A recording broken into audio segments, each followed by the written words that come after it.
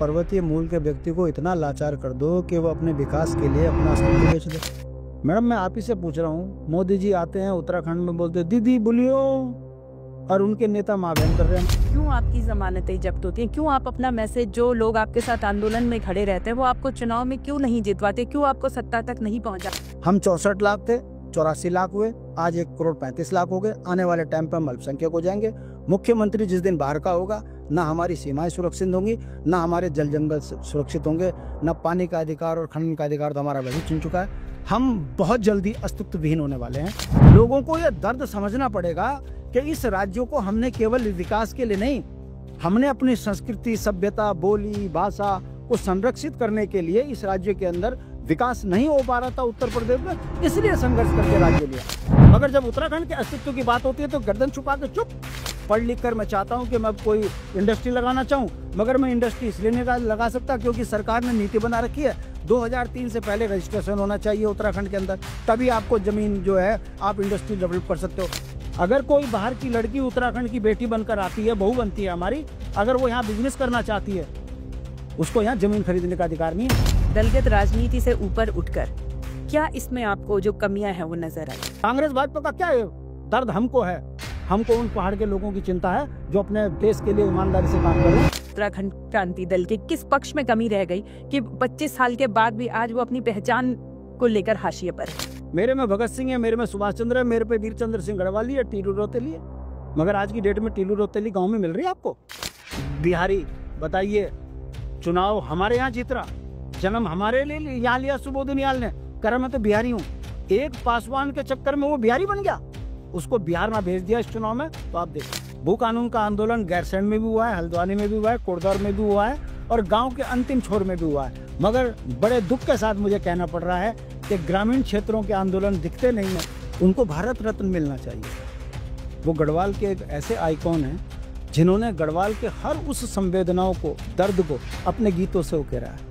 मेरी वेदना है, उनको पद्मश्री आज तक नहीं मिला। ये अपमान पूरे उत्तराखंड का अपमान है। लोगों को यह दर्द समझना पड़ेगा कि इस राज्यों को हमने केवल विकास के लिए नहीं, हमने अपनी संस्कृति, सभ्यता, बोली, भाषा को संरक्षित करने के लिए इस राज्य के अंदर विकास नहीं हो पा रहा था उत्तर प्रदेश में, इसलिए संघर्ष करके राज्य लिया।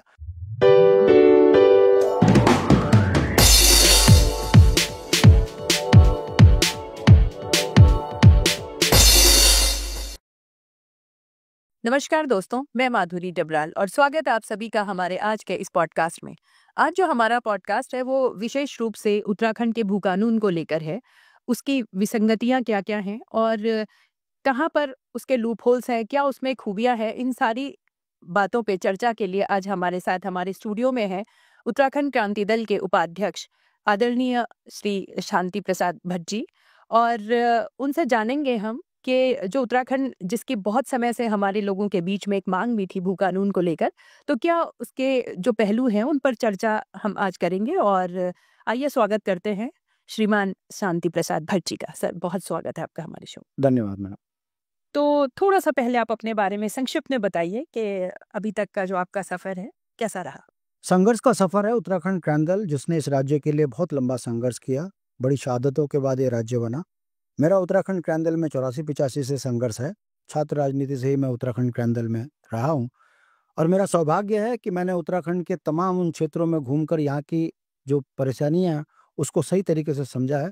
उत्तराखंड क्रांति दल के जितने बड़े नेता हैं वो जिस सोच के तहत इस राज्य के लिए लड़े, वो सोच आज तक पूरी नहीं हुई। आज भी हमारा संघर्ष जारी है। दुर्भाग्य है कि जनता का वो सहयोग हमको जो आंदोलन के टाइम पे मिला, राजनीति में नहीं मिल पाया। यही कारण है कि आज 25 साल के बाद भी उत्तराखंड के अंदर उन्हीं बुनियादी चीज़ों के लिए मांग हो रही है। और उससे बड़ी बात यह है कि भारतीय लोकतंत्र में मौलिक अधिकार जैसे सड़क, स्वास्थ्य, शिक्षा, बिजली, पानी, रोजगार, स्वरोजगार, इसके लिए आंदोलन करने की जरूरत नहीं है। यह सरकारों का नैतिक दायित्व है। मगर दुर्भाग्य से इन 25 सालों में हमको आज भी उन्हीं के लिए संघर्ष करना पड़ा। हम अपने अस्तित्व को बचाने की लड़ाई लड़ रहे हैं। ये बड़े दुर्भाग्य की बात है। बिल्कुल। और मैंने पीछे जो है हमारे गणित रत्न है नरेंद्र सिंह नेगी जी, उनके साथ भी मैंने एक पॉडकास्ट लिया था, तो उनका कहना था कि उत्तराखंड को आज तक कुछ भी बिना संघर्ष के और बिना आंदोलन के तो मिला ही नहीं है। तो मुझे लगता है हम उसी क्रम में हम आगे बढ़ रहे हैं और हर चीज़ के लिए हमारे आंदोलन है। तो आजकल जो हमारा एक आंदोलन था वो भू कानून को लेकर भी था। तो अब उत्तराखंड गवर्नमेंट ने जैसे भू कानून को अभी उन्होंने यहाँ पे लाए हैं, सरकार के जो पटल है उस पर लाए हैं और उसमें कुछ उन्होंने संशोधन भी किए हैं पुराने भू कानून को लेकर। तो अगर मैं आपसे पूछूं दलगत राजनीति से ऊपर उठकर क्या इसमें आपको जो कमियां हैं वो नजर आई? बहुत सही सवाल आपने किया है। आपने गण रत्न नरेंद्र सिंह नेगी जी को कोट कर कर जो बात कही है, तो मैं आज बता दूं मेरी पीड़ा, उत्तराखंड की पीड़ा। उनको भारत रत्न मिलना चाहिए था। वो गढ़वाल के एक ऐसे आइकॉन हैं जिन्होंने गढ़वाल के हर उस संवेदनाओं को, दर्द को अपने गीतों से उकेरा है। मेरी वेदना है उनको पद्मश्री आज तक नहीं मिला। ये अपमान पूरे उत्तराखंड का अपमान है। 25 सालों में हमारा छोटा भाई प्रीतम बर्तवान, उसको मिल जाता है। यहाँ राजनीति रोटियां सेकी जा रही हैं, मगर गढ़वाल की शान, उत्तराखंड की आन बान और शान नरेंद्र सिंह नेगी जी आज भी सम्मान से वंचित हैं। यही दर्द उत्तराखंड क्रांति दल का है। जो दर्द नरेंद्र सिंह नेगी का है वही हमारा भी है। पहाड़ी उपेक्षित हैं और बाहर वाले मलाई खा रहे हैं। ये दर्द जो आपने बोला है कोड करके, तो मैं आपको बता दूं कोई नेता बोल नहीं सकता। उकरान ही है जो आज भी नरेंद्र सिंह नेगी जी को अपना आदर्श मानता है। और यदि हमारी गवर्नमेंट होती तो भारत रत्न के लिए उनके लिए हम प्रयास कर चुके होते और वो हो भी चुके होते। दुर्भाग्य है। दूसरी बात, आपने उत्तराखंड में भू कानून की बात कीजिए। मैं आप ही के माध्यम से पूछना चाहता हूँ, क्या जो ये भू कानून लगा है, क्या इसमें आपको सच्चाई और अच्छाई दिख रही है? इतनी विसंगतियां हैं। आप सोचिए, जो सरकार ये कहती हो एक देश एक विधान एक संविधान, वही सरकार बड़ी निर्लज्जता से एक ही राज्य के अंदर दो दो कानून, मतलब हरिद्वार और उधम सिंह नगर में वो कानून लागू नहीं होगा और पहाड़ के तमाम पंचायतें, चाहे वो नगर पंचायत हो, महानगर हो, जिला महानगर पालिका हो, वहां पर वो कानून लागू नहीं होगा और गांव में ये कानून लागू होगा। मैं पूछना चाहता हूं, सरकार बताए एक राज्य में दो कानून क्यों? सरकार के पास इसका कोई जवाब नहीं है, क्योंकि हरिद्वार उधम सिंह नगर में बड़े बड़े माफियाओं ने जमीनें खरीद ली और नेताओं की जमीन है, इसलिए उस दो जगहों को छोड़ दिया गया है। अब आ जाइए पहाड़ों में। तमाम निवेश जो है पहाड़ों के नगर पंचायतों में, नगर पालिकाओं में और महानगरों में हुआ है। सरकार ने जमीनों को अधिग्रहण करके नगर बनाए हैं, नगर पालिकाएं बनाई है और महानगर बनाए हैं। अब ऐसे में वो भी जगह जमीन जो है भू कानून से दूर है। तो क्या आपको लगता नहीं है कि पहाड़ के गांव को विकास से दूर करने के लिए षड्यंत्र के तहत तमाम बेहद कीमती जमीनों को बाहर को वालों को देने के लिए भारतीय जनता पार्टी ने एक ही राज्य के अंदर दो कानून बना दिए? ये पहाड़ के लोगों को लूटने की साजिश है। इसमें हमें बू नजर आती है। हम तो ये कहते हैं कि जब अन्य हिमालयी राज्यों को सारे अधिकार दिए हुए हैं, उनकी बोली भाषा संस्कृति संरक्षित की है, उनका पानी में अधिकार है, उनका खनन में अधिकार है, हमको ही ऐसा क्यों कर दिया गया है कि ना तो हमारा पानी पर अधिकार है, ना हमारा बोली भाषा पर अधिकार है, ना हमारे जल जंगल सुरक्षित है? ऐसे में ये कानून बनाकर भारतीय जनता पार्टी ने पहाड़ विरोधी मानसिकता उजागर कर दी है। ये नहीं चाहते पहाड़ का विकास हो, इसलिए इस कानून में बहुत सी कमियां छोड़ दी। हम इसका विरोध करते हैं। लेकिन जैसे आप ये बात बता रहे हैं कि हमारे जो पहाड़ हैं उनको विकास से दूर करने के लिए, लेकिन जो हमारा आंदोलन जो सड़कों पर हमारा युवा है उसकी तो यही मांग है कि हमारे पहाड़ एटलीस्ट भू कानून वहाँ पे वो चाहते हैं कि लागू हो, कि वहाँ पर जो जमीनें अंधाधुंध जो बिक रही हैं वो बिकना बंद हो जाएं। तो इसलिए शायद ऐसा रखा गया हो। आपको क्या लगता है? आपको लगता है कि भारतीय जनता पार्टी जिस भू कानून को लेकर आई है इससे जमीनें संरक्षित हो रही हैं? देहरादून हो, कोटद्वार हो, नगर का विस्तार आपने भावर तक कर दिया, नगर का विस्तार आपने डोईवाला तक कर दिया, तो जमीन बची कहाँ है? और जो काम पहले भूमाफिया करते थे अब उत्तराखंड के मुख्यमंत्री करेंगे। मतलब अगर आपको कोई प्रॉपर्टी डेवलप करनी है तो आप मुख्यमंत्री के पास जाएं, उनसे फाइल अप्रूवल कराएं, फिर 143 करें और दबा के उत्तराखंड के अंदर वही काम करें जो पहले से होते आ रहा है। हमारा ये कहना है कि हम सख्त भू कानून की बात क्यों कर रहे हैं? लोगों को यह दर्द समझना पड़ेगा कि इस राज्य को हमने केवल विकास के लिए नहीं, हमने अपनी संस्कृति सभ्यता बोली भाषा को संरक्षित करने के लिए इस राज्य के अंदर विकास नहीं हो पा रहा था उत्तर प्रदेश में, इसलिए संघर्ष करके राज्य लिया। राज्य लेने के बाद जिस कौम को संरक्षित करने की जरूरत थी, हम चार धाम के लोग हैं, पूरे भारत के लोग आस्था के लिए मंदिरों में आते हैं, मगर आप देख लीजिए चार धाम के बगल में शराब बट रही है। कौन बेच रहे हैं? क्या ये हमारी संस्कृति को स्वीकार है? इसीलिए हम कहते हैं कि उत्तराखंड का विकास उत्तराखंड के मूल अवधारणा के अनुरूप होना चाहिए, और वो तभी होगा जब यहाँ सख्त भू कानून लागू होगा और यहाँ के लोग उसका विकास करें। क्या विकास बद्रीनाथ, केदारनाथ, गंगोत्री, यमुनोत्री में रहने वाले पंडित पुरोहित अपना विकास नहीं जानते? मतलब गुजरात का गुजराती आएगा, होटल बनाएगा, वहां पर रात को जो है सारी व्यवस्थाएं करेगा, उसके बाद उत्तराखंड का विकास होगा। ये इसका हम विरोध करते हैं, हमें लोग गलत प्रेडिक्ट करते हैं। इसीलिए ये जो विरोधाभास है, जिसके कारण लोग कहते हैं कि लोग यूकेडी वाले जो है जमीन बचाने की बात कर रहे हैं, हम उत्तराखंड को बचाने की बात कर रहे हैं, और जनता धीरे धीरे समझ रही है हमारे को लूटने वाले ये दोनों राष्ट्रीय पार्टियां हैं। तो आपकी जो आप बात कर रहे हैं एक सशक्त भू कानून की, तो आपकी नज़र में क्या होना चाहिए उसमें? बहुत सही सवाल किया है, बड़ी अच्छा लगा मुझे आपको। इसका मतलब आप भी होमवर्क करके आई हैं। मेरा कहने का मतलब है कि उत्तराखंड के अंदर सख्त भू कानून होगा तो स्थानीय लड़का उद्योगपति बनेगा, स्थानीय लड़का इंडस्ट्रियल बनेगा, स्थानीय लड़का ही यहाँ पर विकास के काम योजनाएं बनाएगा। ये भाजपा वाले बताएं तो कि उत्तराखंड के अंदर यदि शांति प्रसाद भट्ट फैक्ट्री लगाना चाहता है, मैं लगा नहीं सकता, मैं इस राज्य का मूल निवासी हूँ। मगर अग्रवाल गुप्ता जो लखनऊ दिल्ली का है, वो उत्तराखंड में 2003 से पहले अगर उसने कोई रजिस्टर करा रखी है जमीन अपने नाम पर, कोई फर्म रजिस्टर करा रखी है, वो यहाँ पर जमीन ले लेगा, वो भी डेवलपमेंट कर लेगा। मेरे को केवल इसलिए वंचित किया जा रहा है क्योंकि मैं कर्मचारी बहुल्य क्षेत्र का व्यक्ति हूँ, मैंने बीटेक एमटेक किया, पढ़ लिख कर मैं चाहता हूँ कि मैं कोई इंडस्ट्री लगाना चाहूँ, मगर मैं इंडस्ट्री इसलिए नहीं लगा सकता क्योंकि सरकार ने नीति बना रखी है 2003 से पहले रजिस्ट्रेशन होना चाहिए उत्तराखंड के अंदर, तभी आपको जमीन जो है आप इंडस्ट्री डेवलप कर सकते हो। शांति प्रसाद भट्ट तो अगर 2025 में व्यावसायिक मानसिकता के साथ आया है, तो मेरी सरकार का काम है ना मुझे विकास से जोड़ने के लिए, मेरी सरकार का काम है ना कि मुझे उद्योगपति बनाने के लिए मेरे को ऐसे प्लान बनाए, ऐसी कानून बनाए जिससे मैं अपने घर में जमीन तो ले सकूं। मेरे पे रोक और बाहर वाले को सारी सुविधाएं। वो एक एक फर्म को 2-2, 3-3 करोड़ में बाहर से खरीद के आता है, यहाँ पर वो जमीनें लूटता है, कहता है इंडस्ट्री बनाऊंगा, पता लगता है टावर खड़े करके बेच के चला गया। तो कहने का मतलब है लोग गलत समझते हैं। हमारा ये कहना है कि सख्त भू कानून होता है और जमीनों के कानून में उत्तराखंड के मूल निवासियों के अधिकार सुरक्षित होते, तो आज शांति प्रसाद बैठे जैसे कई तमाम पढ़े लिखे लड़के जो इंडस्ट्री लगाना चाहते हैं, वो आज उत्तराखंड में इंडस्ट्री लगा सकते हैं। मेरे पास सैकड़ों ऐसे उदाहरण है, जो उत्तराखंड का मूल निवासी है, यहाँ फैक्ट्री लगाना चाह रहा है, वो उसे अप्रूवल ही नहीं मिल रही। तो क्या आपको लगता है ये सही हो रहा है? ये बाहर वाले को सब कुछ और हमको कुछ नहीं। कहने का मतलब है यही वो षड्यंत्र है जो जनता के बीच में जाने चाहिए और समझने चाहिए जनता को कि कैसे पहाड़ के लोगों को रोजगार और स्वरोजगार से रोका जा रहा है और हमको बदनाम किया जा रहा है। दामी जी ने जो ये भू कानून बनाया है, ये उत्तराखंड के अस्तित्व के लिए बहुत बड़ा खतरा है। तो आपको क्या लगता है ये जो 2 जिले को रखा गया है, जो आप कह रहे हैं नगर निकाय, नगर निगम में जो है वो सब प्रावधान जो है वो भू कानून से वंचित रखा गया और सिर्फ ग्रामीण क्षेत्रों के लिए ये आए, क्या मंशा इसके पीछे हो सकती है? ये मंशा इसके पीछे भाजपा की एक है, जो नगर और नगर के इर्द गिर्द की जमीनें बड़े बड़े लैंड माफियाओं ने खरीदी है, पहले वो वहां डेवलप करें, उसके बाद जब दिखेगा कि जमीन खत्म हो गई तो फिर नगर विस्तार हो जाएगा और धीरे धीरे वो गांव तक चले जाएंगे। उससे पहले गांव की जमीनों को खुर्द-बुर्द करके फिर पहाड़ियों को भगाएंगे। आपको मैं बता दूं, उत्तराखंड में 10 साल के अंदर 5 लाख मूल निवासी यहाँ से पूर्णतः पलायन कर गए।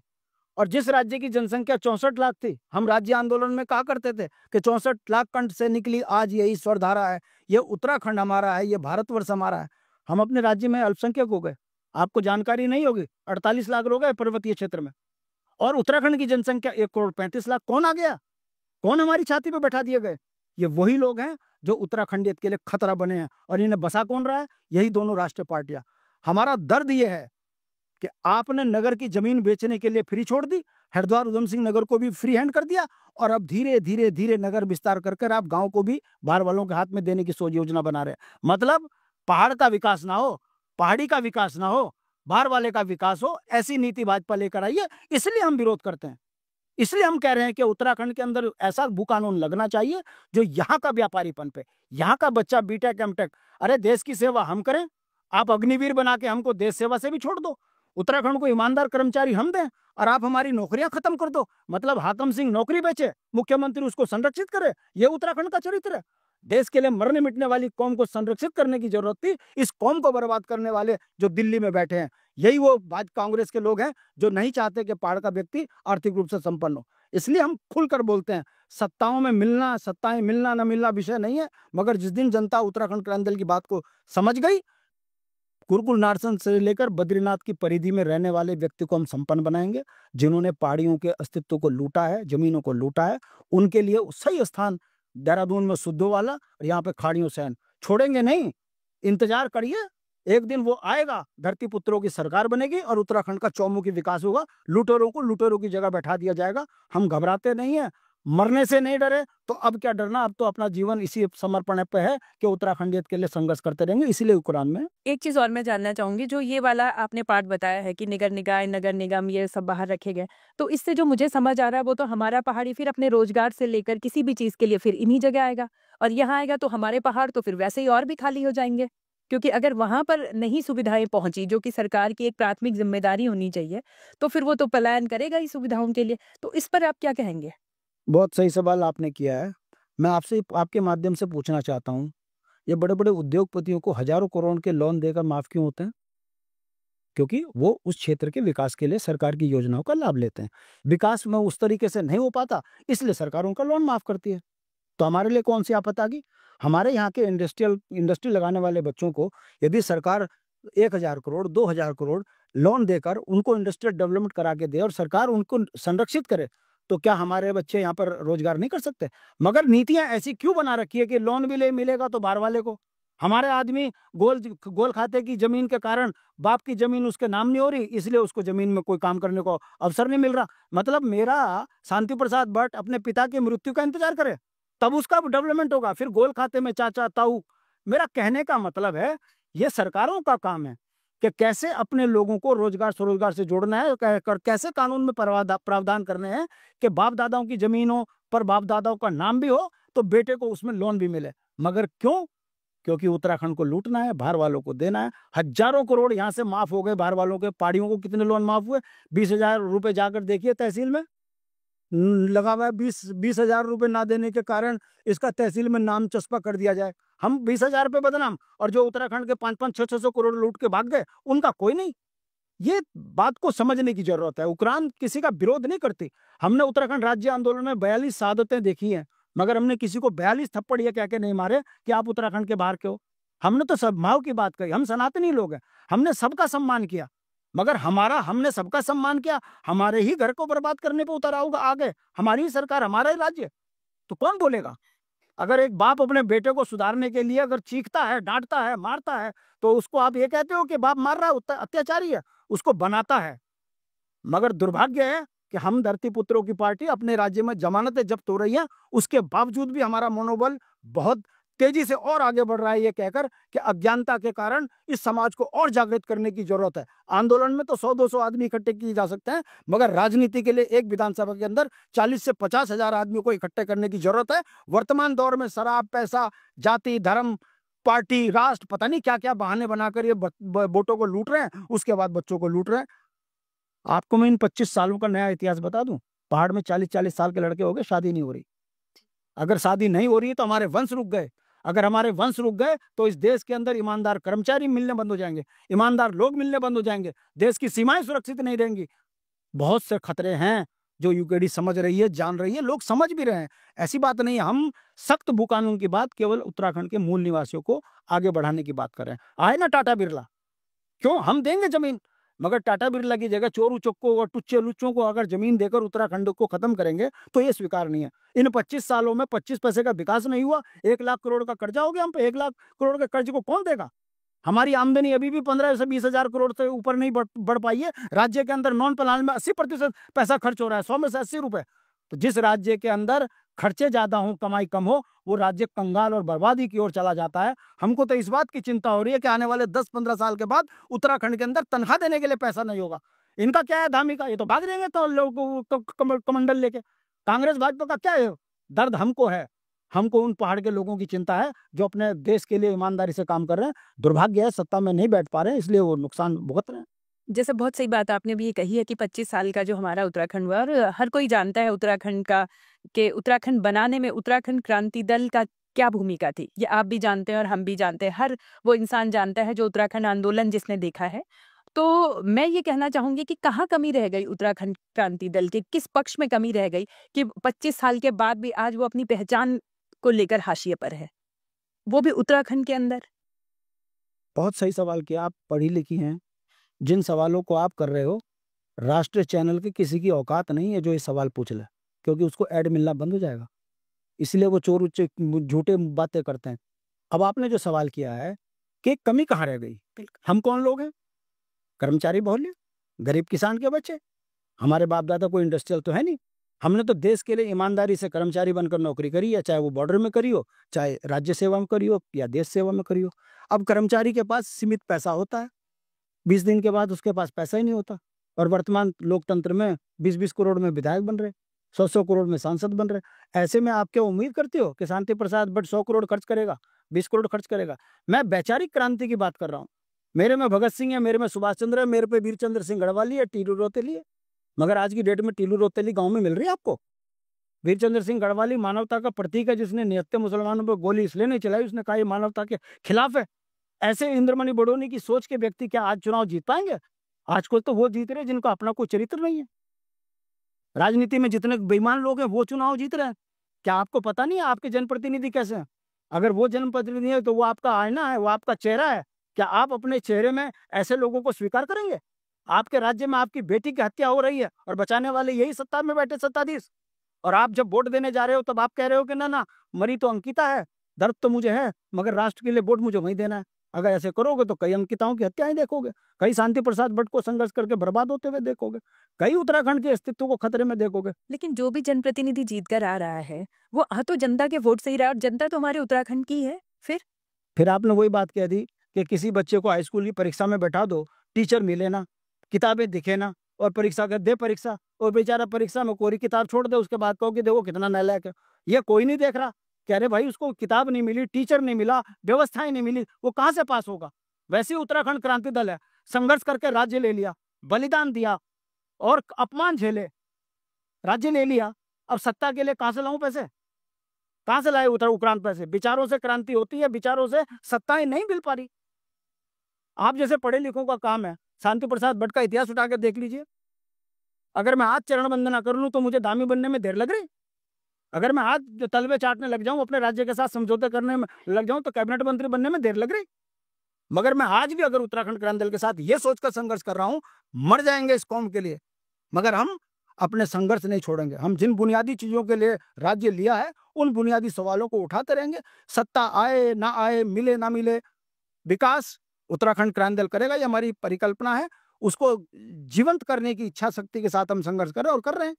और तभी है मूल निवास पर बात हो रही है, राजधानी पर बात हो रही है, विकास पर बात हो रही है, भ्रष्टाचार पर बात हो रही है। बेईमानों को अखबारों के माध्यम से, आपके माध्यम से राजनीतिक रूप से नंगा कर रहे हैं। बता दीजिए कोई भाजपा कांग्रेस का होता? कल विधानसभा के अंदर जो पार्टी भारी गमन करती थी, एक नौजवान लड़के ने कह दिया कि पहाड़ियों को गाली देना मुझे बर्दाश्त नहीं होगा। मैं लखपत बुटोला की बात कर रहा हूँ। किसी पत्रकार की हैसियत है जिसने पूछा हो कि भाई नेता प्रतिपक्ष यशपाल आर्य क्यों चुप थे, क्यों गर्दन छुपा के बैठे थे? उत्तराखंड में रोजगार की बात होती है तो भारी गमन, भ्रष्टाचार पर चर्चा की बात होती है तो भारी गमन, तब तो विधानसभा में हंगामा। मगर जब उत्तराखंड के अस्तित्व की बात होती है तो गर्दन छुपा के चुप। धामी में और नेता प्रतिपक्ष यशपाल आर्य में कोई अंतर नहीं है। और वो बेचारा नौजवान बेचारा, उसने भाव में बोल दिया, बाद में वो भी गर्दन छुपा के चुप हो गया। उसको प्रेस कॉन्फ्रेंस नहीं करने दे रहे प्रेस कांग्रेस वाले, क्योंकि पता है अगर बोलेगा तो हमारे भी चोरी रास्ते खुल जाएंगे, इसलिए चुपचाप है। उसी तरीके से भुवन तापड़ी ने भ्रष्टाचार को लेकर जब पोल खोली विधानसभा में तो गोविंद सिंह कुंजवाल फंस गए, ये प्रेमचंद फंस गए, कांग्रेस के हरीश रावत सारे फंस गए। तो आज वो भुवन तापड़ी कहाँ है किसी की हैसियत पूछने की कि नौजवान को क्यों नहीं विधानसभा में बोलने दिया जा रहा? मगर ये दर्द हमारा है। वो चाहे भले ही कांग्रेस का हो, आवेश में बोल गया, दोनों की राजनीतिक हत्या, दोबारा उनको बेचारा कोई पूछने का भी नहीं विधानसभा में। ये स्थितियां हैं, जनता को समझना चाहिए। तो आपकी बातों से मुझे लग रहा है हमारा जो, आपकी बातें ही नहीं, अगर मैं ओवरऑल देखूं तो एक सशक्त जो विपक्ष होना चाहिए उसकी भूमिका भी हमें कहीं नजर नहीं आ रही है। यूकेडी अपने आप को कहाँ देखता है एक सशक्त विपक्ष की भूमिका में? हम सदन में नहीं है, बुरी कदर चुनाव हारते हैं, उसके बावजूद भी सड़कों पर सबसे ज्यादा संघर्ष हम ही कर रहे हैं। बहन अंकिता की हत्या होती है तो उत्तराखंड क्रांति दल था, जिसने हत्यारों को अभी तक बाहर नहीं आने दिया। कितनी लड़कियां मर गई पता लगा? श्रीनगर में नौटियाल लड़की का पता लगा, बोगना लड़की का पता लगा, नौटियाल देहरादून में पता लग रहा है? अगर इसके मूल जड़ में जाओगे तो यही भेड़िए हैं। मेरा कहने का मतलब है, हम राजनीतिक रूप से कमजोर हैं, विचारों से नहीं, संघर्ष से नहीं। जिन्होंने जो किया है, फाइलें तो खुलती है ना। उत्तराखंड का विजिलेंस विभाग मुख्यमंत्री कार्यालय में खुली जांच के कितनी, कम से कम 2,500 से 3,000 फाइलें हैं, पड़ी है ना। 100 साल तक रिकॉर्ड सुरक्षित रहता है। जिस दिन भी यूकेडी की गवर्नमेंट आ गई, मुख्यमंत्री की वो फाइलें खुलेंगी, सारे बेईमान आपको सामने दिखेंगे 24 घंटे में। और जिस दिन विधानसभा के अंदर उत्तराखंड क्रांदल का आदमी ने फाइल खुलवा दी, तो आप देखेंगे उत्तराखंड सोने की चिड़िया बन गया। जो नेता भीख मांगते थे, जिनको चाय पिलाने की औकात नहीं जिनकी, वो यहाँ 600 700 करोड़ के मालिक हो गए। प्रेमचंद उदाहरण है, गणेश जोशी उदाहरण है। कितना बताऊं, आप तो पढ़े लिखे हैं। अगर शांति प्रसाद जो बात बोल रहा है यदि झूठ होता तो अभी तक मेरे को यहीं अपने स्टूडियो में घेर कर बुरी कदर परेशान कर चुके होते। मगर क्योंकि सत्य है, मुस्कुरा रही हैं, उत्तराखंड के अंदर का मजाक जरूर बना रही हैं, मगर हम कमजोर नहीं है, किसी की हैसियत नहीं है उत्तराखंड क्रांति के नेताओं का जवाब दे पाए। क्योंकि आप उत्तराखंड मूल की हैं, आपका दर्द है, इसलिए आप अपने उसमें दिखा रही हैं। ये आपके लिए साधुवाद की बात है। आप हमारे लिए नहीं, उत्तराखंड के उन लोगों के लिए एक आईना का काम कर रहे हैं। आज तक, जी न्यूज़, वो तमाम बाहर के अखबार चैनल, ये हमको सुनते तक नहीं है। कारण, क्योंकि जिस दिन पहाड़ के सही चीजें बाहर आ गई अखबारों में, उस दिन उत्तराखंड की जनता क्रांति पैदा कर देगी। ये क्रांति जैसे भू कानून पे चल रही है, गांव गांव सड़कों पे उतरने लगे हैं लोग, प्रेमचंद अग्रवाल के पुतले फूकने लगे हैं लोग। बिहारी, बताइए, चुनाव हमारे यहाँ जीत रहा, जन्म हमारे लिए यहाँ लिया सुबोध उनियाल ने, करा मैं तो बिहारी हूँ। एक पासवान के चक्कर में वो बिहारी बन गया, उसको बिहार में भेज दिया इस चुनाव में। तो आप देखना, लोग समझ रहे हैं धीरे धीरे यूकेडी क्यों जरूरी है। नहीं, अच्छी बात है कि लोग समझें, और यूकेडी का जो अपना मूलभूत जो रूप था, जो वो शुरू से हम तो देखते आ रहे हैं कि उत्तराखंड आंदोलन के टाइम जो है वो यूकेडी का एक बड़ा रोल रहा है। तो हम तो चाहते हैं कि यूकेडी वापस से उस फॉर्म में आए, लेकिन यूकेडी ने आंदोलन ही तक वो सीमित रही है, और आज भी हम देखते हैं कि वो आंदोलनों तक ही सीमित है। तो मेरे को आप बताइए, यदि किसी जगह पर कुछ भ्रष्टाचार हो रहे, क्या करें? जाके मार दें जान से उसको, नक्सली बन जाएं, हिंसक हो जाएं? हम गांधीवादी लोग हैं। लोकतंत्र में यदि मेरे साथ अन्याय होगा तो मैं भारत के संविधान के अनुसार लोकतंत्र में आवाज ही तो उठाऊंगा। मेरा ये कहना है कि चुनाव आप लोग भी लड़ते हैं, तो क्यों आपकी जमानतें जब्त होती है? क्यों आप अपना मैसेज, जो लोग आपके साथ आंदोलन में खड़े रहते हैं, वो आपको चुनाव में क्यों नहीं जितवाते? क्यों आपको सत्ता तक नहीं पहुंचा रहे? ये कहाँ पर कमी रह गई? मैं अभी आप ही से पूछ रहा हूँ, उत्तराखंड क्रांति दल का, उत्तराखंड का दर्द ना होता तो आप शांति प्रसाद भट्ट को यहाँ नहीं बुलाती जी। आप अगर ब्रॉडकास्ट में मुझे बुलाएंगी नहीं तो मेरी बात आगे तक जाएगी कहाँ से? जब अखबार हमको छापेंगे नहीं तो बताइए पहाड़ का आम व्यक्ति जानेगा कहाँ से? ये जो अज्ञानता का माहौल बना हुआ है, इस अज्ञानता के माहौल को छांटने का काम किसका है? पत्रकारिता का। चौथा स्तंभ तो गोद में बैठा हुआ, वो तो चाटुकार हो गया। जब वो चाटुकार हो गया तो सही पहाड़ की आवाज उठाएगा कौन से? अभी आप ही के माध्यम से मैं बोल रहा हूँ कि लोग बोलते हैं पहाड़ का विरोध, पहाड़ी यूकेडी तो पहाड़ वालों का विरोध करते हैं। मैं आपसे पूछना चाहता हूँ, हमने किसका विरोध किया? कोई एक उदाहरण तो बता दीजिए राज्य आंदोलन में हमने किसी को मारा हो। अरे हमने तो कांग्रेस भाजपा जैसी धुर विरोधी पार्टी को भी संयुक्त संघर्ष समिति बनाकर अपने साथ मिलाया, ये कहकर कि वैचारिक भिन्नताएं हो सकती हैं, मगर अगर उत्तराखंड राज्य के लिए कांग्रेस भी अगर चाहती है, भाजपा भी चाहती है, तो आओ ना, मिलकर करते हैं संघर्ष। राज्य बन जाएगा, राजनीति फिर कर लेंगे। किसका चरित्र खराब दिख रहा है आपको? हम तो आज भी संघर्ष कर रहे हैं, मगर चोर कहाँ भाग गए? भाजपा में चला गया, कांग्रेस में चले गया और उत्तराखंड को लूट रहे। मूल संघर्ष कौन कर रहा? हम। लोग बोलते हैं हम बाहर वालों का विरोध करते हैं। मैं आपके माध्यम से पूछ रहा हूँ, आप तो पढ़ी लिखी हैं, जरा एक बार सर्च करना। अगर कोई बाहर की लड़की उत्तराखंड की बेटी बनकर आती है, बहू बनती है हमारी, अगर वो यहाँ बिजनेस करना चाहती है, उसको यहाँ जमीन खरीदने का अधिकार नहीं है। ये आपको जानकारी होगी, मुझे लगता नहीं है, जरा सर्च कर लेना कि अगर बाहर की कोई लड़की उत्तराखंड के बेटे से शादी करती है और वो यहाँ कोई इंडस्ट्रियल डेवलपमेंट करना चाहती है तो उसको जमीन खरीदने का अधिकार नहीं है। क्यों? वो अपने ससुर का मरने का इंतजार करे, मरने के बाद उसके पति के नाम चढ़े, फिर उसके नाम चढ़े, तब करे। कौन विरोधी है उत्तराखंड के बाहर के लोगों का? लेकिन ये तो इंडिविजुअल लेवल पे, अगर हम कंपनी लेवल पर भी बात करें तो जहाँ तक मेरी नॉलेज है वो ये है कि कंपनी जो है वो 2003 से पहले की रजिस्टर्ड होनी चाहिए और उसके नाम कोई कुछ होना चाहिए ज़मीन उसके नाम, तब वो ज़मीन खरीद सकते हैं। अदरवाइज़ 2003 के बाद के जो लोग हैं शायद वो ज़मीन नहीं खरीद सकते हैं यहाँ पे, कंपनी के नाम। मैंने शुरू में ही आपको बता दिया था कि उत्तराखंड के अंदर एक बहुत बड़ा खेल है। 2003 से पहले जिनका रजिस्ट्रेशन थे, वो कंपनियां यहाँ 10-10, 15-15 करोड़ में बिक रही हैं, खाली कागज। शांति प्रसाद भट्ट को अगर अपने मूल निवास में अपनी जमीन में इंडस्ट्री डेवलप करनी है तो मुझे नहीं मिल सकती। मुझे पहले 10 करोड़ में किसी बाहर वाले अग्रवाल से, गुप्ता से, वो उसकी रजिस्ट्री फर्म खरीदनी पड़ेगी 2003 से पहले की। वो फर्म खरीदूंगा, उसके बाद में पैसा लगाऊंगा, वो तब मेरे नाम वो जमीन यहाँ पर होगी। तो आपको दिखता नहीं मूल निवासियों के साथ ये धोखा हो रहा। मगर क्या करें, नीति बनाने वाले, नीति नियंता बेईमान हो गए। वो नहीं चाहते पहाड़ीपन पे। जितना पहाड़ी कमजोर होगा उतना बार वाला यहाँ ताकत होगा। जब मैं बार वाला ताकतवर बोल रहा हूँ तो इसका मतलब ये नहीं है कि वो आके यहाँ पर बहुत मुस्टंडे हो रहे। इस राज्य का बजट 1 लाख करोड़ का है, उसमें साइन करने की ताकत यदि पहाड़ी को आ गई तो पहाड़ी पनपेगा और दामी के माध्यम से गुजराती पनपेंगे। बिल्कुल फैक्ट क्लियर है। जितना यूकेडी को कमजोर किया जा रहा है उतना बार वाले मस्ती ले रहे, इसीलिए हमको बदनाम प्रायोजित किया जाता है। तो इस पर मेरा एक सवाल जो मेरे दिमाग में अभी आया है वो ये है कि जैसे आप कह रहे हैं कि यहाँ पे हम लोग जो है वो बाहर वाले ज़मीन खरीद रहे हैं, हम उनको, अगर आप देखेंगे तो यहाँ का 60% से ज़्यादा जो लोग हैं वो दूसरे राज्यों में हैं। उनकी वहाँ पर संपत्ति भी है, वहाँ पे प्रॉपर्टी भी उन्होंने खरीदी भी। अगर यही हर राज्य करने लगे तो फिर?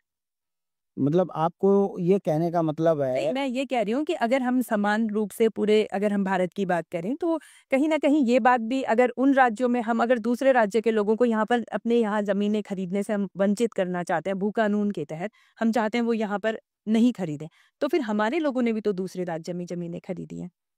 आपको मैडम स्थान विशेष का महत्व पता होगा। जी, हम सीमांत क्षेत्र है, बिल्कुल। सीमा है नेपाल चाइना। पहाड़ में अगर ऋषिकेश से ऊपर आदमी जाता है ना तो बद्रीनाथ वाले को पता चलता था फलाने का मेहमान आ रहा। इतनी जबरदस्त हमारी विजिलेंस है, गांव के अंदर अनजान आदमी घुस नहीं सकता। अगर इतनी छूट दे दोगे तो हमारी सीमाएं सुरक्षित रहेंगी। हम विशेष स्थान के लोग हैं। आप क्या चाहती हो, डेवलपमेंट के नाम पर बद्रीनाथ में शराब भी से होटल खुले, अयाशी हो, ये चाहते हैं? हम कह रहे हैं स्थान। सुनिए सुनिए, मैं कहना क्या चाह रहा हूँ, बात को समझिए। मेरा कहने का मतलब है ये सीमांत क्षेत्र है, यहाँ की संस्कृति सभ्यता, यहाँ के लोगों को संरक्षित करने की जरूरत है। जिस राज्य के विधायक पहाड़ से चुनाव जीत रहे उन्हें ठंड लग रही, ये लोग विकास कर पाएंगे? इसीलिए यहाँ का जो उस वातावरण में रहने वाला बच्चा है उसको यदि हम संरक्षित करेंगे तो वो पहाड़ में भी रहेगा, नौकरी भी अच्छी करेगा और अपने राज्य की और देश के विकास में सुरक्षा भी अच्छी करके रखेगा। और अगर बाहर के लोगों को लूट के लिए बैठा दोगे, वो तो जब तक मौका मिल रहा लूटेंगे, भाग जाएंगे। क्या जरूरी है बद्रीनाथ में फैक्ट्री लगना? क्या वहां पर धार्मिक विकास नहीं हो सकता? मेरा कहने का मतलब है हम विरोध नहीं कर रहे। और ये कह कहकर कब तक हमको लूटोगे कि यहाँ के लोग बाहर नहीं कर रहे? मना कर रहा क्या? देश एक देश है, हर आदमी को रहने की जरूरत है। 250 गज जमीन लेकर तो हम भी कह रहे थे फैक्ट्री लगानी, हम भी कह रहे लगा फैक्ट्री, मना कहाँ कर रहे? मगर फैक्ट्री के नाम पर, विकास के नाम पर हमारी छाती पे बैठ जाओ, हमें ही कुचलो, ये स्वीकार नहीं है हमारा, इसका विरोध है। नहीं, वो बात आपकी बिल्कुल सही है।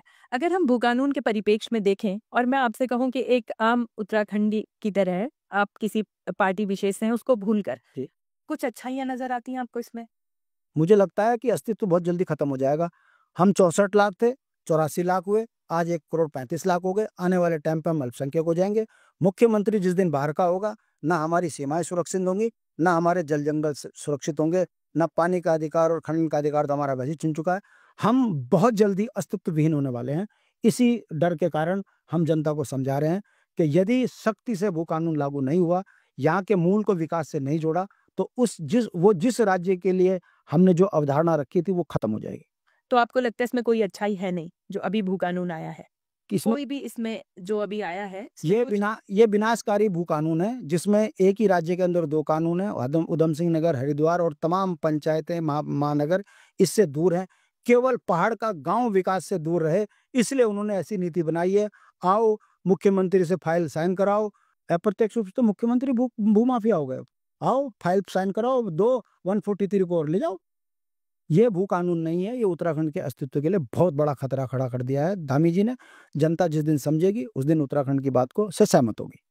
सुधार की आवश्यकता किन किन पार्ट में है उत्तराखंड में, अगर हम देखें तो भू कानून को लेकर विशेषकर? किसी भी मानव विकास के लिए उसके मौलिक अधिकार बहाल कर दीजिएगा। गांव के अंतिम व्यक्ति को सड़क, स्वास्थ्य, शिक्षा, बिजली, पानी, रोजगार, स्वरोजगार से जोड़ दीजिएगा।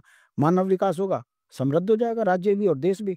दुख की बात है, रोजगार बिक रहे हैं, संसाधन बाहर वाले लूट रहे हैं, मूल को उससे नुकसान हो रहा है। इस कारण मुझे लगता है कि उत्तराखंड के अंदर जो अन्याय हो रहा है, जनता उससे बहुत परेशान है और समझ रही है कि उत्तराखंड का आंदोलन सही है। अगर अंकिता मरती है तो हम पिटते हैं, विधानसभा के अंदर गढ़वालियों को गाली पड़ती है तो हम लड़ते हैं। लड़ कौन रहा है हमारे अलावा? हाँ, सत्ता के नजदीक जाने के लिए जिस पैसे की जरूरत है हम पे है नहीं, इसलिए हम हार रहे हैं। कोई बात नहीं, एक दिन जनता जागेगी और जनप्रतिनिधि को मुद्दों से जिताएगी तो हम भी जीत के आएंगे। एक बात जो मुझे आपकी सारी जो बातें हमारी हुई हैं अभी तक, उसमें मेरे मन में एक सवाल है जो बहुत टाइम से है, और मुझे लगता है आप बिल्कुल एक सही व्यक्ति हैं जिनसे मैं ये सवाल कर भी सकती हूँ कि जो भी हम आंदोलन देखते हैं उत्तराखंड में, चाहे वो भू कानून को लेकर हो, चाहे वो किसी भी मुद्दे को लेकर हो जो उत्तराखंड से संबंधित हमारे हैं, वो जो भू कानून, इसलिए कह रही हूँ क्योंकि आज हम भू कानून की चर्चा में यहाँ बैठे हैं, तो भू कानून की जो लड़ाई लड़ रहे हैं, जो आंदोलनरत लोग हैं, वो या तो दिल्ली में बैठे हैं, या देहरादून में है, या कोटद्वार जैसे जगह में है, जहां पर कि ऑलरेडी वो पलायन होकर ही आए कहीं ना कहीं उनके अपने मूल गांव से। वो अपने गांव में ना तो मैंने कभी किसी को आंदोलन करते देखा है, ना वहां पर कोई ऐसा निवेश हुआ है, ना कोई ऐसी पहल हुई है कि उनके घर सब अपने आबाद हैं और तब वो यहाँ लड़ाई लड़ रहे हो। तो क्या कारण है इसके पीछे? इसके पीछे बहुत बड़ा कारण है, गांव से पलायन हो रहा है, लोग रोजगार के लिए शहर में आए हैं। दूसरा, गांव के अंदर यदि आप कोई आंदोलन करते हो तो ना तो अखबार में जगह मिलती है, और अगर मिलती भी है तो वो ब्लॉक स्तर पे खबर छपकर खत्म हो जाती है। अखबार जितने भी हैं वो ब्लॉक से बाहर खबर को प्रदेश लेवल पर पहुंचाते नहीं है। आपका जो सवाल है, कोटद्वार में यदि आंदोलन होगा, देहरादून में यदि आंदोलन होगा, हल्द्वानी में यदि आंदोलन होगा तो वो प्रदेश की खबर बन जाता है, क्योंकि वहाँ एकत्रित लोग मिल जाते हैं। जहाँ शहर गांव में 10 नहीं इकट्ठे होते, यहाँ 1000 इकट्ठे हो जाते हैं। यही कारण है, अपनी आवाज को गांव के अंतिम व्यक्ति तक पहुंचाने के लिए हमारी मजबूरी है कि आंदोलन ज्यादा से ज्यादा शहर में किए जाएं। भू कानून का आंदोलन गैरसैंण में भी हुआ है, हल्द्वानी में भी हुआ है, कोटद्वार में भी हुआ है और गांव के अंतिम छोर में भी हुआ है। मगर बड़े दुख के साथ मुझे कहना पड़ रहा है कि ग्रामीण क्षेत्रों के आंदोलन दिखते नहीं हैं, शहरों के आंदोलन दिखते हैं, और आप जैसे पत्रकार हम पे सवाल खड़े करते हैं। ये मेरे लिए खुशी की बात है कि आप मान रही हैं कि आंदोलन हो रहे हैं, वो चाहे शहर में हो चाहे गांव में हो रहे हैं। और ये धीरे धीरे जनता भी समझ रही है कि खबरें छुपाकर सत्ताओं को लूटने वाले एक दिन एक्सपोज जरूर होंगे। अभी मेरे पीछे एक व्यक्ति से बात हो रही थी, तो उनका ये कहना था कि वो गांव में है, कोई गरीब है, महिला है या पुरुष है, उसको पैसे की जरूरत है। अब ना तो उसको सरकार किसी तरीके से मदद कर रही है, ना कोई आंदोलनकारी उसे मदद कर रहा है, या कोई भी मतलब उसका चित परिचित। अब उसे अपनी बेटी की शादी करनी है, या कोई ऐसी बड़ी बीमारी है जिसमें कि बहुत पैसा चाहिए। अब उसके पास एकमात्र उम्मीद है कि वो अपनी जमीन बेचकर कुछ पैसे इकट्ठा कर ले और अपने काम करे। अब भू कानून अगर आता है तो वो उसका कहना है कि ये उम्मीद भी गई। तो कैसे, मतलब उस वाले पार्ट से अगर हम देखें, क्योंकि कोई जबरदस्ती हमारी जमीनें नहीं ले रहा है, बेचने वाले हमारे ही लोग हैं, तब कैसे देखते हैं? मतलब आपका कहने का मतलब है कि पर्वतीय मूल के व्यक्ति को इतना लाचार कर दो कि वो अपने विकास के लिए अपना अस्तित्व बेच दे, ये कहना चाह रही हैं आप? या ये सुझाव देना चाह रही हैं कि उत्तराखंड की सरकार को ये देखना चाहिए कि जो विषम भौगोलिक परिस्थितियों में अपना जीवन यापन कर रहा है, तो सरकार उसके लिए कोई ऐसी योजना लाए जिससे वो स्वावलंबी बनकर स्वरोजगार कर सके? क्या ऐसा नहीं हो सकता कि गांव में 2 महिला के गाय भैंस बंधी हो और सरकार उसको कहे कि 200 रुपये रोज तुझको इस बात के लिए दिया जाएगा कि तू उत्तराखंड के पर्यावरण को बचा रही है। उत्तराखंड के अंदर यदि आप जैसे लोग पर्यावरण शुद्ध कर रहे हैं, पहाड़ की रक्षा कर रहे हैं, तो ऐसी महिला को गौरा कन्या धन के तहत 200 रुपये रोज मिले। क्या ऐसा नहीं होना चाहिए? यही बात मैं क्या आपसे जानना चाह रही हूँ। उत्तराखंड क्रांति दल के तो उसमें है एजेंडे में कि जिस दिन हमारी गवर्नमेंट आएगी, बताइए उत्तराखंड का कैसा दुर्भाग्य हो गया, खज्जी करने के मनरेगा में 200 रुपये मिल रहे। अगर उसी मनरेगा की दिहाड़ी से अगर महिला को ये कहकर दिया जाए कि आप 2 गाय भैंस पालो, अपना खेती करो, पति को 200 रुपये मिलेगा खेती करने के और 200 रुपये आपको गाय चारा करने के लिए मिलेगा, तो जिस घर में 7-8 हजार रुपये आ जाएंगे वो घर पलायन करेगा? उस घर की महिला क्या अपने बच्चों की शादी के लिए अपनी जमीन बेचेगी? वो समृद्ध होगी, उत्तराखंड चौमुखी विकास से जुड़ेगा। मगर इनकी नीतियां हैं, इतना लाचार कर दो कि विकास के नाम से अपना सब कुछ बेच दो। अगर उसकी जमीन बिक गई, कहाँ जाएगा? देहरादून में 50 गज का प्लॉट जो है 150 लाख 60 लाख मारा, वो खरीद नहीं पाएगी और उसकी बेहद कीमती जमीन 50 बीघा 50 नाली 100 नाली बिक जाएगी। कहने का मतलब है उल्टी नीतियों का विरोध होना चाहिए। हमारा ये कहना है गांव के अंदर रहने वाले लोगों को आर्थिक रूप से संपन्न करना चाहिए। गौरा कन्या धन के तहत 200 रुपये रोज दीजिए। पहाड़ की लड़की क्यों बेचेगी जमीन? आप गांव के व्यक्ति को, किसान को, गरीब किसान को ये कहा जाए कि जंगली जानवर तुम्हारी खेती खराब करते हैं, गवर्नमेंट 200 रुपये रोज तुमको इस बात की देगी, आप अपना खेती करें, अनाज हो ना हो, मगर हल लगने चाहिए। हल लगेंगे तो बरसात होगी, वाटर रिचार्ज होंगे, पहाड़ों के स्रोत सूख गए सारे, पानी पीने को नहीं मिल रहा। तो कहने का मतलब है सही बात को सोचिए, उल्टा नहीं कि घर में तेरा कुछ नहीं है तो बेच। ऐसी नीति नहीं होनी चाहिए। उत्तराखंड क्रांदल का विरोधी इसलिए है क्योंकि उत्तराखंड क्रांदल समाज को संपन्न करने की बात करता है, गांव के व्यक्ति को उसके विकास से जोड़ने की बात करता है, और जो बड़े बड़े माफिया हैं वो उत्तराखंड क्रांदल को बदनाम करते हैं, इसीलिए मार रहे हैं। खैर, चिंता का विषय नहीं है। हमारा ये मानना है कि उत्तराखंड की आवाज आप जैसे लोग जनता तक पहुंचा रहे हैं। एक दिन उत्तराखंड जागेगा। उत्तराखंड का जनमानस अपने नौजवान बच्चों के भविष्य के लिए, गांव की समृद्धि के लिए क्षेत्रीय दल को आगे करेगा, और जिन्होंने लूटा है फिर उनके साथ वही काम होगा जिन्होंने उत्तराखंड के साथ किया। छोड़ेंगे हम किसी को नहीं। उम्मीद है, विश्वास पर कायम है, संघर्ष जारी है, निरंतर जारी रहेगा। अंतिम सांस तक उत्तराखंड के बुनियादी सवालों पर संघर्ष जारी रहेगा हमारा। तो अभी तक हमारी काफ़ी बातें हो चुकी हैं भू कानून को लेकर, तो खासतौर पे अच्छी एक चर्चा रही है, काफ़ी चीज़ें जानने को मिली, समझने को मिली। एक अभी हाल फिलहाल हमारे मोदी जी आए थे हमारे जो है गंगोत्री वाला जो क्षेत्र है मुखबा में, और वहाँ पर एक वो घाम तापो पर्यटन की बात कर गए हैं। कितने सहमत हैं आप उस बात से? मैडम, मैं आप ही से पूछ रहा हूँ, मोदी जी आते हैं उत्तराखंड में, बोलते दीदी बोलियो, और उनके नेता माँ बहन कर रहे हैं हमारी। स्वीकार करेंगे आप? आपने जो उदाहरण दिया है गाम तापो का, आप उत्तराखंड मूल की हैं, हमारे यहाँ तो ये औखाणची गाली चाहिए था, मैं ऐसे लगल तेर गाम। तो क्या ये माना जाए कि मोदी जी सरेआम मंच से कह के चले गए कि तुम बेरोजगार हो, तुम किसी लायक नहीं हो? क्या मतलब हम घाम से क्या काम ना करें? कहने का मतलब है मोदी जी के मुंह में ये शब्द जिसने भी डाले हैं वो सीधा सीधा मोदी जी के माध्यम से पूरे उत्तराखंड की कौम को अपमानित करके चले गए। अब वो बात दूसरी है कि इसको लोग कुतर्क कहेंगे। मैं पूछना चाहता हूँ, कहीं भागवत चल रही हो, घर में पूजा चल रही हो, राम का नाम सत्य है ना? राम का नाम तो सत्य है। जरा किसी भागवत में बोल के देखना राम नाम सत्य है, बोल के देखना। बोल तो सही रहे हो ना, मगर उसको उस जगह पर उच्चारण नहीं किया जा सकता क्योंकि उसके लिए इस विशेष परिस्थितियों में वो नाम उच्चारण होता है। इसलिए राम नाम सत्य गत्य के साथ जोड़ते हैं। मैं उसी तरह कह रहा हूं, मोदी जी को घाम सेकने की बड़ी चिंता हो रही, आओ और यहाँ पर लेट जाओ। मगर जब अगर उत्तराखंड के अंदर आकर बोल रहे हो तो आप पूरे उत्तराखंड की कौम को ये कह रहे हो कि तुम किसी काम के नहीं हो, घाम ही सेको। इसको पर्यटन बता रहे हो? ये गाली देकर चले गए। हमको दुर्भाग्य है कि जो मूल पहाड़ी है वही समझ रहा है, बाकी तो सारे फर्जी हैं। लोग अपनी गढ़वाली भूल गए, उन्हें क्या पता। खैर, जो भी मोदी जी ने कहा मैं इससे सहमत नहीं हूँ। ये अपमान देख करके चले गए हमारा। तो बहुत अच्छा आपके साथ ये चर्चा रही, और जिस विषय को लेकर हम बैठे थे वो भी काफ़ी अच्छे से मुझे लगता है हमारे देखने वालों को भी समझ आया होगा। भू कानून की जो पेचीदगी है, जो विसंगतियां हैं जिस पर कि आज हमारी चर्चा हुई है, अंत में मैं आपसे कहना चाहूँगी हमारे उत्तराखंड की जनता को क्या कहेंगे? निराश होने की जरूरत नहीं है, समय लगता है। अगर देश की आज़ादी में मंगल पांडे ने 1857 में बिगुल बजाया तो 90 साल बाद देश आज़ाद हुआ। उत्तराखंड की महान जनता ने संघर्ष किया तो 22 साल बाद राज्य मिला। और अब जनता देख रही है कि जिनको राष्ट्र के नाम पे हमने भर भर के वोट दिया वही आपके नौनियाल बच्चों के भविष्य को बर्बाद कर रही है, नशा चरस भांग दे रही है, वही आपके संसाधन बेच रही है, वही उत्तराखंड के लिए खतरा बने हैं। जनता समझ रही है, मेरा विश्वास है बदलाव होगा, आपकी मूल पार्टी सत्ता में आएगी और आपका चौमुखी विकास करेगी। हम निराश नहीं है, हमें उम्मीद है कि उत्तराखंड एक दिन तरक्की की ओर बढ़ेगा। बहुत धन्यवाद आपका। इतनी अच्छी बातें आपने, इतने अच्छे विचार जो है वो हमारे मंच पर साझा किए, और आपने समय दिया। आपको बिल्कुल तुरंत अभी निकलना भी है, तो बहुत बहुत धन्यवाद हमसे जुड़ने का और हमारे साथ विचार साझा करने का। आपको भी बहुत बहुत धन्यवाद, और नाराज ना होना, मेरी तासीर में थोड़ा गर्मी है, कभी कोई बात अगर मेरी ऐसी लगी हो उसके लिए क्षमा करना। तो आप थे यूकेडी के उपाध्यक्ष श्रीमान शांति प्रसाद भट्ट जी, जो कि हमारे साथ जुड़े और भू कानून को लेकर कई सारे मुद्दों पर हमारे बीच जो एक चर्चा रही है, काफ़ी अच्छी रही और मुझे उम्मीद है कि आप लोगों को ये चर्चा अवश्य पसंद आई होगी। आप लोगों के यदि कोई प्रश्न हो तो आप कमेंट में हमें लिखिएगा और हो सकता है कि हम फिर से एक पॉडकास्ट करें जो आपके सवाल हों उनको लेकर।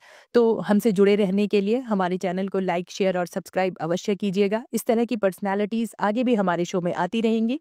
हमें अपना प्यार, स्नेह, आशीर्वाद इसी तरह देते रहिएगा। हमसे जुड़ने के लिए आप सभी का बहुत-बहुत धन्यवाद।